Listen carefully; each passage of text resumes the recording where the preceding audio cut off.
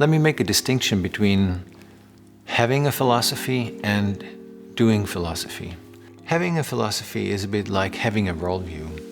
In that respect, one reads philosophy books to find a worldview, to let a philosopher or philosophy book furnish you with a worldview. But having a philosophy or having a worldview is ultimately a subjective value choice. There's something arbitrary to it. You have your philosophy, I have mine. We can discuss or agree or disagree for a very long time.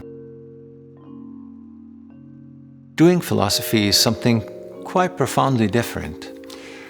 What I mean by doing philosophy is the task to think about thinking in order to find the concepts we live by. As this sounds very abstract, let me say it's a little bit like an ethnographer studying a group of people in order to discover the underlying system of ideas or concepts that these people live by. Once you find one of these concepts, of these conceptual assumptions that silently, implicitly organize how people live, you want to find out how does this concept condition their thinking? How does that concept condition the way that they understand the world or experience the world?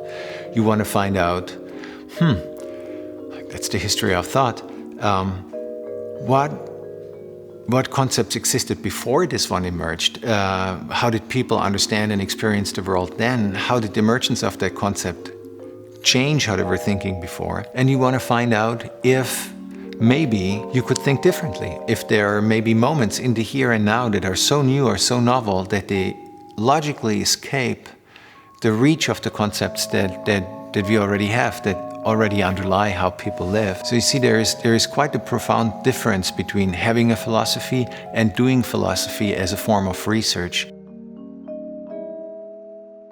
It is a research practice that is quasi-objective, as people tend to share these concepts. So if you find concepts, if you find ruptures in concepts, you have created an insight, you've made a discovery that probably pertains to the life of many, many people who are figuring out how to be human right now when their concepts no longer quite work.